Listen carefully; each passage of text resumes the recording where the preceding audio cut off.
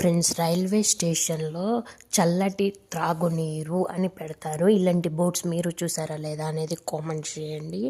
అయితే ఇగోండి, ఇక్కడ రెడ్ మార్క్ ఉంది కదా, ఈ రెడ్ మార్క్‌లో మనం తెచ్చుకున్న బాటిల్ లేదా వాళ్ళ దగ్గర ఉన్న బాటిల్ తీసుకొని పట్టి ఇస్తూ ఉంటారు. కాకపోతే ఈ బోర్డు మీద మాత్రం 5 రూపీస్ అని ఉంటాయి లీటర్, కానీ వాళ్ళు తీసుకునేది మాత్రం 10 రూపీస్.